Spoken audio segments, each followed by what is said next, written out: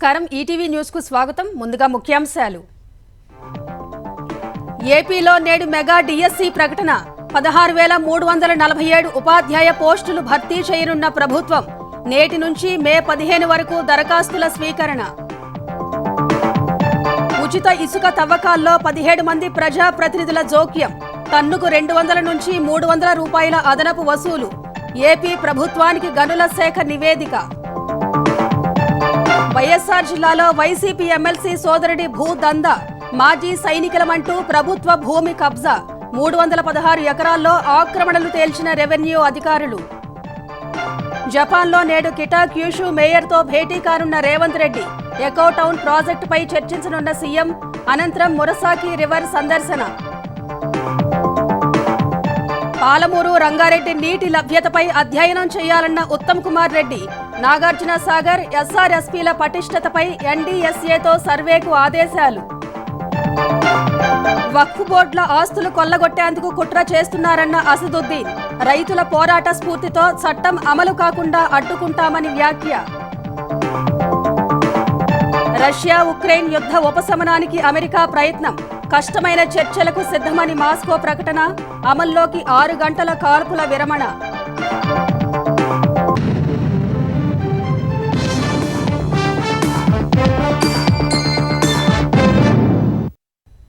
ఆంధ్రప్రదేశ్లో కూటమి ప్రభుత్వం ఎన్నికల హామీలో భాగంగా మరో కీలక ప్రకటన చేసింది. ముఖ్యమంత్రి చంద్రబాబు 75వ జన్మదినం సందర్భంగా ఆయన తనయుడు విద్యాశాఖ మంత్రి లోకేష్ ఎక్స్ వేదికగా డిఎస్సి షెడ్యూల్ ప్రకటించారు. ఈ రోజు ఉదయం 10 గంటలకు 16,347 ఉపాధ్యాయ పోస్టులకు మెగా డిఎస్సి నోటిఫికేషన్ విడుదల చేయనున్నట్టు తెలిపారు. అంకిత భావం, అర్హత కలిగిన ఉపాధ్యాయుల నియామకం ద్వారా పాఠశాలలు, కమ్యూనిటీల సాధికారతలో ఇది ఒక చారిత్రాత్మక ముందడుగును సూచిస్తుందన్నారు.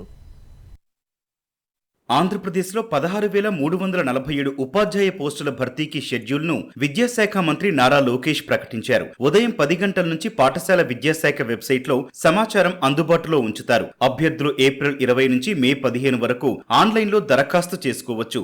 జూన్ 6 నుంచి జూలై 6 వరకు కంప్యూటర్ ఆధారిత పరీక్షలు నిర్వహిస్తారు. మెగా డిఎస్సికి సంబంధించిన పూర్తి సమాచారం, సంబంధిత జీవోలు, ఉపాధ్యాయ పోస్టుల వివరాలు, పరీక్షా షెడ్యూల్, సిలబస్, సహాయ కేంద్రాల వివరాలు పాఠశాల విద్యాశాఖ వెబ్సైట్ లో నేడు ఉదయం 10 గంటల నుంచి అందుబాటులో ఉంచనున్నారు. ఆన్లైన్ ద్వారా ఫీజుల చెల్లింపు, దరఖాస్తులు స్వీకరించనున్నారు. అన్ని పరీక్షలు పూర్తయిన 2వ రోజున ప్రాథమిక కీ విడుదల చేసి తర్వాత 7 రోజుల పాటు అభ్యంతరాలు స్వీకరిస్తారు. ఆ గడువు ముగిసిన 7 రోజుల తర్వాత తుది కీ విడుదల కానుంది. ఆ తర్వాత వారం రోజులకు మెరిట్ జాబితా ప్రకటిస్తారు. 16,347 ఉపాధ్యాయ పోస్టుల్లో జిల్లా స్థాయిలో 14,088, రాష్ట్ర జోనల్ స్థాయిలో 2,259 పోస్టులు ఉన్నాయి. ప్రభుత్వ, జిల్లా, మండల పరిషత్తులు, పురపాలక, గిరిజన ఆశ్రమ పాఠశాలలు, జువైనల్ సంక్షేమ పాఠశాలలోని ఖాళీలకు జిల్లా స్థాయిలో నియామకాలు చేపడతారు. బదిర, అంధ పాఠశాలలు, ఏపీ రెసిడెన్షియల్, ఏపీ ఆదర్శ పాఠశాలలు, సాంఘిక, బీసీ, గిరిజన సంక్షేమ పాఠశాలలోని పోస్టులను రాష్ట్ర జోనల్ స్థాయిలో భర్తీ చేయనున్నారు. ప్రభుత్వ, జిల్లా, మండల పరిషత్తు, పురపాలక పాఠశాలల్లో మొత్తం 13,192 ఖాళీలు ఉండగా గిరిజన ఆశ్రమ పాఠశాలల్లో 881, జువైనల్ పాఠశాలల్లో 15, రాష్ట్ర స్థాయిలో భర్తీ చేసే బధిరులు, అందుల పాఠశాలల్లో 31 పోస్టులు ఉన్నాయి. ప్రిన్సిపల్, పీజీటీ, టీజీటీ పోస్టులకు పేపర్ 1 గా ఆంగ్ల భాష నైపుణ్య పరీక్ష నిర్వహిస్తారు. ఇందులో ఓసీ, బీసీ, ఈడబ్ల్యూఎస్ వారికి 60 మార్కులు, ఎస్సీ, ఎస్టీ, దివ్యాంగులకు 50 మార్కులు వస్తేనే అర్హత సాధించినట్లు పరిగణిస్తారు. ఇందులో అర్హత సాధిస్తేనే పేపర్ 2 మార్కులు లెక్కిస్తారు. ప్రిన్సిపల్, పీజీటీలకు 100 మార్కులకు పరీక్ష ఉంటుంది. టీజీటీ, స్కూల్ అసిస్టెంట్, ఎస్జీటీ పోస్టులకు టెట్ వెయిటేజీ 20% ఉంటుంది. ప్రభుత్వ, జిల్లా, మండల పరిషత్తు, పురపాలక పాఠశాలల్లో మొత్తం 19,192 ఖాళీల్లో ఎస్జీటీలు 5,985 ఉన్నాయి. ఎస్జీటీ పోస్టులు అత్యధికంగా కర్నూలు జిల్లాలో 1,817, అత్యల్పంగా ప్రకాశం జిల్లాలో 106 ఉన్నాయి. వీటిలో సబ్జెక్టు టీచర్ పోస్టులో సాంఘిక శాస్త్రానికి 1,329, ఆంగ్ల భాషకు 1,032 పోస్టులు ఉన్నాయి. స్కూల్ అసిస్టెంట్, వ్యాయామ విద్య ఉపాధ్యాయ పోస్టులు 1,664 భర్తీ చేయనున్నారు. క్రీడా పాలసీ 2024-29లో భాగంగా క్రీడాకారులకు స్పోర్ట్స్ కోటా కింద ఉద్యోగాల్లో 3% హారిజాంటల్ రిజర్వేషన్ కల్పిస్తూ ఏపీ ప్రభుత్వం నోటిఫికేషన్ జారీ చేసింది. ప్రభుత్వ శాఖలు, స్థానిక సంస్థలు, ప్రభుత్వ రంగ సంస్థలు, పోలీస్, ఎక్సైజ్, అటవీ శాఖల్లో క్రీడాకారులకు 3% స్పోర్ట్స్ కోటా కింద రిజర్వేషన్ కల్పించనుంది. ఈ మేరకు ప్రభుత్వం మార్గదర్శకాలు విడుదల చేసింది. ఏపీ పీఎస్సీ జారీ చేసిన నోటిఫికేషన్లలో రాత పరీక్ష లేకుండానే రాష్ట్ర స్థాయి ఎంపిక కమిటీ ద్వారా స్పోర్ట్స్ కోటాలో నియామకం జరిగేలా మార్గదర్శకాలు ఇచ్చింది. 2 కేటగిరీల్లో 65 రకాల క్రీడలను గుర్తిస్తూ నోటిఫికేషన్ జారీ చేసింది. ఒలింపిక్స్, పారా ఒలింపిక్స్, ఆసియా క్రీడలు, ప్రపంచ ఛాంపియన్షిప్లు, కామన్వెల్త్ క్రీడలు, వరల్డ్ కప్, జాతీయ క్రీడల్లో పతకాలు సాధించిన క్రీడాకారులకు వాటి ఆధారంగా ఆయా గ్రేడ్ ఉద్యోగాలు కేటాయించేలా మార్గదర్శకాలు జారీ చేసింది. ఆంధ్రప్రదేశ్లో ఇసుక తవ్వకాల్లో 17 మంది ప్రజాప్రతినిధులు జోక్యం చేసుకుంటున్నట్లు ప్రభుత్వం నివేదికలో తేలింది. కేవలం తవ్వకం ఖర్చుతో సరఫరాకు ప్రభుత్వం ఏర్పాట్లు చేయగా నేతల మద్దతుతో టన్నుకు 200 నుంచి 300 రూపాయల వరకు అదనంగా వసూలు చేస్తున్నట్లు గుర్తించారు. కొనుగోలుదారుల ఫిర్యాదులతో రంగంలోకి దిగిన గనుల శాఖ ఈ మేరకు ప్రభుత్వానికి నివేదిక అందించింది.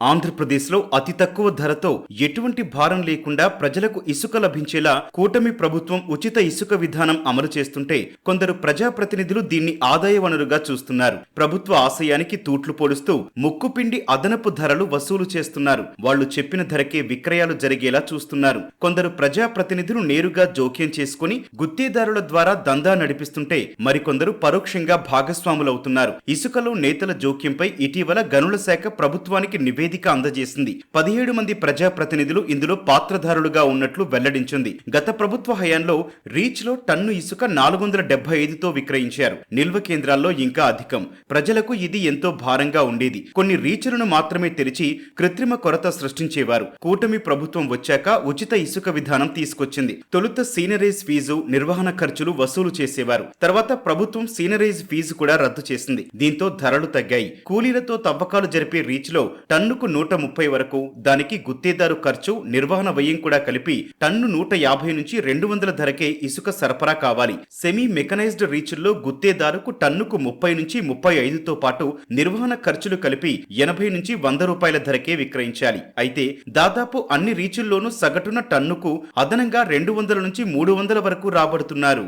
ఏపీలోని 5 ఉమ్మడి జిల్లాల పరిధిలో ప్రజాప్రతినిధుల జోక్యం ఎక్కువగా ఉంది. ఇసుక రీచులు అధికంగా ఉన్న ఉమ్మడి తూర్పు గోదావరి, కృష్ణా, గుంటూరు, శ్రీకాకుళం, నెల్లూరు జిల్లాలకు చెందిన నేతలు ఎక్కువగా ఇసుక వ్యాపారంలో ఉన్నారు. నేరుగా జోక్యం చేసుకుంటోన్న 17 మంది ఈ జిల్లాల వారేనని గుర్తించారు. ప్రభుత్వం ఐవీఆర్ఎస్ కాల్స్ చేసి అభిప్రాయాలు సేకరిస్తున్నప్పుడు అధిక ధరలు వసూలు చేస్తున్నారంటూ ఇసుక కొనుగోలుదారులు ఎక్కువ మంది చెబుతున్నారు. దీంతో ఈ విషయంలో ఎవరెవరి జోక్యం ఉందో ఆరా తీయాలని ప్రభుత్వం గనుల శాఖను ఆదేశించింది. జిల్లాల వారీగా ఎక్కువగా జోక్యం చేసుకుంటోన్న ప్రజాప్రతినిధుల జాబితాను కొద్ది రోజుల కిందట గనుల శాఖ ప్రభుత్వానికి అందజేసింది. రీచ్ లో ఇసుక తవ్వి ఒడ్డుకు చేర్చి లారీలో లోడ్ చేసేందుకు గుత్తేదారులను ఎంపిక చేసే సమయంలోనే ప్రజాప్రతినిధులు రంగంలోకి దిగారు. అనేక చోట్ల ఇతరులు బిడ్లు వెయ్యనివ్వకుండా తమ వారికే టెండర్లు దక్కేలా చూసుకున్నారు. తక్కువ ధరతో ఇసుక తవ్వుతామని బిడ్లు దక్కించుకున్నాక రీచ్ లోనే నేరుగా టన్నుకు 200 నుంచి 300 వరకు అదనంగా వసూలు చేస్తున్నారు. తెలంగాణకు పెట్టుబడులే లక్ష్యంగా జపాన్లో పర్యటిస్తున్న సీఎం రేవంత్ రెడ్డి బృందం నేడు ఒసాకాలోని కిటాక్యూషు సిటీకి వెళ్లి అక్కడి మేయర్తో సమావేశమై ఎకో టౌన్ ప్రాజెక్టు వివరాలు తెలుసుకుంటారు. మొరసాకి రివర్ ఎన్విరాన్మెంట్ మ్యూజియాలు, ఎకో టౌన్ సెంటర్ను సందర్శిస్తారు. రేపు ఒసాకాలోని యుమెషిమాలో జరగనున్న వరల్డ్ ఎక్స్పోలో తెలంగాణ పెవిలియన్ను సీఎం రేవంత్ రెడ్డి ప్రారంభించి బిజినెస్ రౌండ్ టేబుల్ సమావేశంలో పాల్గొంటారు. ఒసాకా రివర్ ఫ్రంట్ను రాష్ట్ర బృందం పరిశీలిస్తుంది. ఎల్లుండి ఒసాకా నుంచి హిరోషిమా వెళతారు. హిరోషిమా పీస్ మెమోరియల్ సందర్శించి గాంధీ విగ్రహానికి పుష్పాంజలి ఘటిస్తారు. Hiroshima vice governor, assembly chairman తో భేటీ కానున్నారు. హిరోషిమా జపాన్ ఇండియా చాప్టర్లో బిజినెస్ లంచ్ లో పాల్గొని అక్కడి ప్రతినిధులతో చర్చిస్తారు. హిరోషిమా ఇన్స్టిట్యూట్ ఆఫ్ టెక్నాలజీని, మాజ్డా మోటార్స్ కంపెనీని సీఎం సందర్శిస్తారు. అనంతరం ఒసాకాలోని కాన్సాయ్ ఇంటర్నేషనల్ ఎయిర్పోర్ట్ నుంచి బయలుదేరి ఈ నెల 23 ఉదయం హైదరాబాద్ చేరుకుంటారు. పాలమూరు రంగారెడ్డి నీటి లభ్యతపై మరోమారు అధ్యయనం చేయించాలని జిల్లా క్లస్టర్గా కాకుండా మండలం క్లస్టర్గా చెరువుల ద్వారా ఆదా అయ్యే నీటిపై అధ్యయనం చేయాలని అధికారులను మంత్రి ఉత్తమ్ కుమార్ రెడ్డి ఆదేశించారు. పాలమూరు రంగారెడ్డి సీతారామ సమ్మక్క సాగర్ ప్రాజెక్టుల అనుమతులకు సంబంధించి మంత్రి ఉత్తమ్ కుమార్ రెడ్డి అధికారులతో జల సౌధలో సమీక్ష నిర్వహించారు. చిన్న నీటి వనరుల ద్వారా ఆదా చేసిన 45 టీఎంసీలను పాలమూరు రంగారెడ్డి ప్రాజెక్టు కేటాయింపులకు గతంలో చూపగా శాస్త్రీయంగా లేదని కేంద్ర జల సంఘం గతంలో డీపీఆర్ను వెనక్కి పంపింది. దీంతో నీటి లభ్యతపై మరోమారు అధ్యయనం చేయించాలని అధికారులను మంత్రి ఆదేశించారు.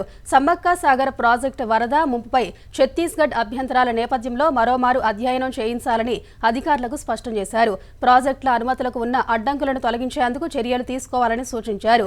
మంత్రి ఆదేశాలకు అనుగుణంగా పాలమూరు రంగారెడ్డి ప్రాజెక్టుపై అధికారులతో ఈఎన్సీ అనిల్ కుమార్ టెలికాన్ఫరెన్స్ నిర్వహించారు. చెరువుల ద్వారా ఆదా అయ్యే 45 టీఎంసీల నీటి లభ్యతపై మరోమారు అధ్యయనం చేయించాలని ఆదేశించారు.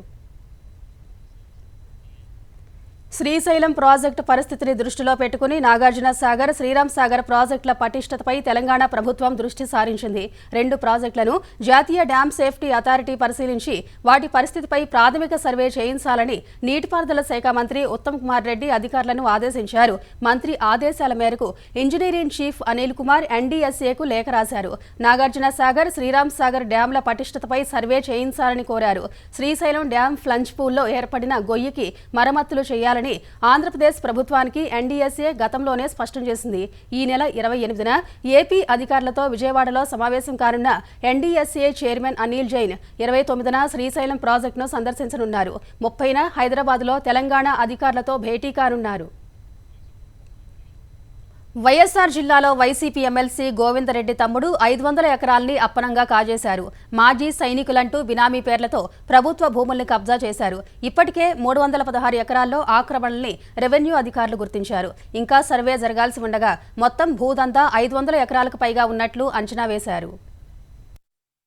వైసీపీ హయాంలో ఆ పార్టీ నేతలు, వారి కుటుంబీకుల భూదాహానికి ఆంధ్రప్రదేశ్ వ్యాప్తంగా ఎన్నో చోట్ల ప్రభుత్వ భూములు ఆవిరైపోయాయి. వైఎస్ఆర్ జిల్లాలోనూ వైసీపీ ఎమ్మెల్సీ గోవిందరెడ్డి కుటుంబ సభ్యులు భారీగా ప్రభుత్వ భూములు కాజేశారు. నకిలీ పత్రాలు సృష్టించి బినామీల పేరుతోనూ ఆక్రమించుకున్నారు. రెవెన్యూ అధికారుల సర్వేలో వ్యవహారం నిగ్గు తేలింది. వైఎస్ఆర్ జిల్లా బద్వేలు నియోజకవర్గం కాశీనాయన మండలం నాయనపల్లి గ్రామ సరిహద్దులోని భూములపై ఎమ్మెల్సీ సోదరుడు కాశీనాయన జెడ్పీటీసీ సభ్యుడు డి సత్యనారాయణ రెడ్డి కన్ను పడింది. ఆయన తన పెదనాన్న కుమారుడు పెద సత్యనారాయణ రెడ్డితో కలిసి పాల్పడ్డ భూ కబ్జాలపై ప్రజల నుంచి ఫిర్యాదులు వచ్చాయి. కలెక్టర్ చెరుకూరి శ్రీధర్ ఆదేశాల మేరకు బద్వేలు ఆర్డీఓ చంద్రమోహన్ రెవెన్యూ బృందాలతో సర్వే చేయించారు. ఇప్పటి వరకు నాయన చెరువు రెవెన్యూ గ్రామంలో 130, 129/1, 217 సర్వే నెంబర్లలో 316.5 ఎకరాల మేర ఆక్రమణలు గుర్తించారు. ప్రస్తుతానికి సత్యనారాయణ రెడ్డితో పాటు బినామీలుగా వ్యవహరిస్తున్న నాయనపల్లెకు చెందిన టి కిట్టయ్య, కాశయ్య, సర్వేష్ రెడ్డి ఆధీనంలోని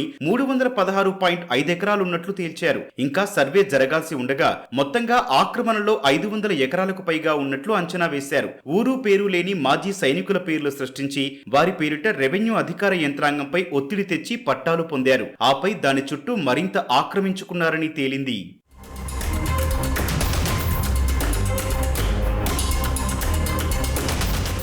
వైసీపీ ప్రభుత్వం ప్రవేశపెట్టిన జలకళ పథకం కింద ఆక్రమిత ప్రభుత్వ భూముల్లో బోర్లు తవ్వినట్లు సర్వేలో వెలుగు చూసింది. ప్రభుత్వ భూముల్లో బోర్లు ఎలా మంజూరు చేశారు, దీని వెనుక ఉన్న సూత్రధారులు, పాత్రధారులు ఎవరనే దానిపై విచారణ సాగుతోంది. నకిలీ పత్రాల ఆధారంగా ప్రభుత్వ భూములు తమవేనంటూ కబ్జాదారులు చెలామణి చేస్తున్నట్టు తేలింది. వీటికి ఎస్పీడీసీఎల్ విద్యుత్ సర్వీసులు సైతం ఇవ్వగా అరటి సాగు చేపట్టారు. కొండపోరంబోకు, వంకపోరంబోకు పేరిట ఉన్న ప్రభుత్వ భూముల్ని చదును చేసి ఆక్రమించుకున్నారు. వైసీపీ ప్రభుత్వ హయాంలో వీరి భూదందాను అధికారులు ప్రశ్నించలేకపోయారు. ఇప్పుడు ఉన్నతాధికారుల చొరవతో సిబ్బంది రంగంలోకి దిగి ఆక్రమణలు గుర్తించారు. ఇది వరకు నియోజకవర్గంలో 100 ఎకరాల్లో ఇలాంటి ఆక్రమణలు గుర్తించారు. ప్రభుత్వ భూములు కబ్జా చేయడమే కాదు, వాటికి వివిధ పథకాల కింద బిందు, తుంపర సేద్యం పరికరాలు రాయితీపై పొందడం, జలకళ పథకం కింద బోర్లు తవ్వించడం గమనార్హం.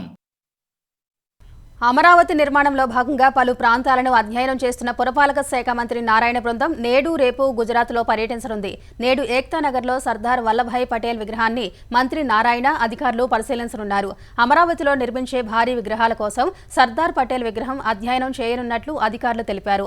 మధ్యాహ్నం అహ్మదాబాద్ శివారులో గుజరాత్ ఇంటర్నేషనల్ ఫైనాన్స్ టెక్ సిటీని మంత్రి పరిశీలించనున్నారు. అహ్మదాబాద్లోని సిఈపిటి యూనివర్సిటీని కూడా సందర్శించనున్నారు. రాత్రికి స్పోర్ట్స్ సిటీని పరిశీలించనున్నారు. రేపు ఉదయం సబర్మతి రివర్ ఫ్రంట్ను మంత్రి బృందం పరిశీలించనున్నట్లు అధికారులు వెల్లడించారు. మే నెల 2వ తేదీన ఏపీలో ప్రధాని మోదీ పర్యటన కోసం అధికారులకు విధులు అప్పగిస్తూ ప్రభుత్వం ఆదేశాలు జారీ చేసింది. మొత్తం 31 మంది ఐఏఎస్, ఐపీఎస్ అధికారులకు ప్రధాని పర్యటన బాధ్యతలు అప్పగించింది. రాష్ట్ర స్థాయి నోడల్ అధికారిగా జి వీరపాండ్యన్ను నియమించింది. పీఎంఓ, సీఎంఓ, ఎస్పీజీ అధికారులతో సమన్వయంతో పాటు మొత్తం ప్రధాని కార్యక్రమాన్ని పర్యవేక్షించాలని ఆదేశించింది. శాంతి భద్రతల అదనపు డీజీ మధుసూదన్ రెడ్డికి కూడా సమన్వయ బాధ్యతలు అప్పగించింది. మే 2వ తేదీన సాయంత్రం 4 గంటలకు ప్రధాని రోడ్ షో, బహిరంగ సభ, ప్రజల తరలింపు, సభ నిర్వహణ, వీఐపీల రాకపోకలు ఇలా వేర్వేరు కార్యక్రమాల నిర్వహణ బాధ్యతలు అధికారులకు అప్పగిస్తూ ఆదేశాలు ఇచ్చింది. బాపట్ల జిల్లా పర్చూరు నియోజకవర్గం మార్టూరు హైవే సమీపంలో టన్నుల కొద్దీ పేలుడు పదార్థాల నిల్వలు కలకలం రేపాయి. మండల వైసీపీ నేత ఫ్యాక్టరీ నివాసం గోడౌన్లో టన్నుల కొద్దీ పేలుడు సామాగ్రి ఉన్నట్లు జిల్లా ఎస్పీకి నిఘా విభాగం సమాచారం అందజేసింది. జిల్లా ఎస్పీ ఆదేశాలతో రంగంలోకి దిగిన పోలీసులు పూర్తి సమాచారాన్ని గోప్యంగా ఉంచి దర్యాప్తు చేస్తున్నట్టు సమాచారం. గ్రానైట్ వ్యాపారం ముసుగులో పెద్ద ఎత్తున జెలిటన్ స్టిక్స్ అక్రమ రవాణా జరుగుతున్నట్టు తెలుస్తోంది. పేలుడు నిల్వలు దొరకడంతో పలువురు వైసీపీ నేతలు పరారీలో ఉన్నారు. వక్ఫ్ బోర్డుల పరిధిలోని ఆస్తులను కొల్లగొట్టేందుకు కేంద్ర ప్రభుత్వం కుట్రలు చేస్తుందని ఎంఐఎం పార్టీ అధ్యక్షుడు ఎంపీ అసదుద్దీన్ ఓవైసీ మండిపడ్డారు. వక్ఫ్ సవరణ చట్టాన్ని నల్ల చట్టంగా పేర్కొంటూ దానిని అడ్డుకుంటామన్నారు. వక్ఫ్ సవరణ బిల్లును వ్యతిరేకిస్తూ హైదరాబాద్లోని దారుసలాంలో ఎంఐఎం ఆధ్వర్యంలో భారీ బహిరంగ సభ నిర్వహించారు. ఈ చట్టం అమలు కాకుండా ఉండేందుకు ముస్లింలందరూ ఏకతాటిపై నడవాలని పిలుపునిచ్చారు. 11 ఏళ్లుగా బీజేపీ ముస్లింలను లక్ష్యంగా చేసుకుని ఇబ్బంది పెడుతోందన్నారు. వక్ఫ్ సవరణపై వెనక్కి తగ్గకపోతే రైతుల పోరాట స్ఫూర్తిగా తాము పోరాడతామని అన్నారు. हम जमहूरी तरीके से लड़ेंगे। हमारे किसान भाइयों ने हमको रास्ता बताया, कानून को वापस लेना पड़ेगा। जैसा कि मुस्लिम पर्सनल लॉ बोर्ड का नारा है, देश बचाओ, संविधान बचाओ, वक्फ बचाओ। తెలంగాణలో వక్ఫ్ ఆస్తులు, ఆదాయ వ్యయాలపై ప్రభుత్వం శ్వేతపత్రం విడుదల చేయాలని కేంద్ర మంత్రి బండి సంజయ్ సవాల్ విసిరారు. హైదరాబాద్ బర్కత్పురాలో బీజేపీ కార్పొరేటర్లు, నాయకులతో బండి సంజయ్ సమావేశమయ్యారు. కాంగ్రెస్, బీఆర్ఎస్ పార్టీలు నక్సలైట్ల వారసులని ఘాటు వ్యాఖ్యలు చేశారు. ప్రజాస్వామ్యంలో ఉంటూ ఎమ్మెల్సీ ఎన్నికలకు దూరంగా ఉంటారా అని ఆయన ప్రశ్నించారు. వక్ఫ్పై మజ్లిస్ బహిరంగ సభ కాంగ్రెస్ స్పాన్సర్డ్ ప్రోగ్రామ్ అని ఆరోపించారు. నరేంద్ర మోడీ ప్రభుత్వం ఆ ముస్లిం పేదలకు సహాయం చేయాలి, వాళ్లకు న్యాయం జరగాలని చెప్పి ఒక మంచి ఆలోచనతో ఈ సవరణ తీసుకొచ్చింది. దీన్ని వ్యతిరేకిస్తే ముస్లిం సమాజంలో పేదలను వ్యతిరేకించట్లే. అంటే పేదలు ఎక్కడ ఉండండి, పెద్దోళ్ళంతా ఓవైసీ లెక్క ఉండాలి, ఓవైసీ కుటుంబం లెక్క ఉండాలని చెప్పి అంటున్నారు. కాంగ్రెస్ పార్టీకి ఇక్కడ నేను సవాల్ చేస్తున్నా, తెలంగాణ రాష్ట్రంలో వక్ఫ్ ఆస్తులు ఎంత, ఎవరి ఆధీనంలో ఉన్నాయి, దాని ద్వారా ఎంత ఇన్కమ్ వస్తున్నది, వచ్చిన ఇన్కమ్ ఎంతమంది పేద ముస్లిం లాభం చేస్తున్నది, శ్వేతపత్రం విడుదల చేయమని చెప్పండి. హైదరాబాద్ నిమ్స్ ఆసుపత్రి అత్యవసర విభాగంలో స్వల్ప అగ్ని ప్రమాదం జరిగింది. ఎమర్జెన్సీ విభాగం ఉన్న భవనం 5వ అంతస్తులో లిఫ్ట్ వద్ద షార్ట్ సర్క్యూట్తో ఒక్కసారిగా మంటలు చెలరేగాయి. దట్టమైన పొగలు అలుముకోగా సమాచారం అందుకున్న అగ్నిమాపక సిబ్బంది మంటలను ఆర్పేశారు. 5వ అంతస్తులో ఉన్న రోగులను వేరే చోటుకి తరలించినట్లు నిమ్స్ డైరెక్టర్ బీరప్ప తెలిపారు. అయితే అగ్ని ప్రమాదం జరిగిన పక్క గదిలో భారీగా టపాసులు నిల్వ ఉన్నాయి. మంటలు పక్క గదికి వ్యాపించకపోవడంతో పెను ముప్పు తప్పింది. బాణాసంచాకు మంటలు అంటుకుంటే ప్రమాద తీవ్రత పెరిగి ఉండేదని ప్రత్యక్ష సాక్షులు తెలిపారు. ఆసుపత్రిలో టపాసులు నిల్వ చేయడంపై అధికారులు ఆశ్చర్యపోయారు. నిమ్స్ ఆసుపత్రిలోకి టపాసులు ఎవరు తెచ్చారనే కోణంలో విచారణ జరుపుతున్నారు. రష్యా, ఉక్రెయిన్ల మధ్య శాంతి ఒప్పందంలో భాగంగా క్రిమియాపై రష్యా నియంత్రణను గుర్తించేందుకు అమెరికా సిద్ధంగా ఉన్నట్టు తెలుస్తోంది. ఈ శాంతి ఒప్పంద ప్రతిపాదన వల్ల 2 దేశాల మధ్య తక్షణం కాల్పుల విరమణ అమల్లోకి వచ్చే అవకాశం ఉంది. మరోవైపు ఎంత కష్టమైన చర్చలకు సిద్ధంగా ఉన్నామని రష్యా ప్రకటించింది. శాంతి ప్రక్రియలో భాగంగా రూపొందించిన ప్రణాళికను ఉక్రెయిన్, ఐరోపా యంత్రాంగాలు ఫ్రాన్స్ రాజధాని ప్యారిస్లో పరిశీలించాయి. క్రిమియాపై రష్యా నియంత్రణ కొనసాగడానికి అమెరికా అధ్యక్షుడు ట్రంప్ అనుకూలంగా ఉన్నట్టు అధికారులు పేర్కొన్నారు. యుఎస్ విదేశాంగ విదేశాంగ కార్యదర్శి మార్కో రూబియో రష్యా విదేశాంగ మంత్రి సెర్గీ లావ్రోవ్ ఈ ప్రతిపాదనపై ఫోన్లో చర్చలు జరిపారు. యుద్ధాన్ని ముగించడానికి ఇదో మంచి అవకాశంగా భావిస్తున్నట్టు పేర్కొన్నారు. అయితే యుద్ధం ముగించకుంటే అమెరికా చర్చల ప్రయత్నాలు ఆపేసి తన దారి తాను చూసుకుంటుందని యుఎస్ విదేశాంగ మంత్రి మార్కో రూబియో తెలిపారు. వచ్చే వారం లండన్లో యూరప్, ఉక్రెయిన్తో అమెరికా ఈ విషయంపై చర్చలు జరిపే అవకాశం ఉంది.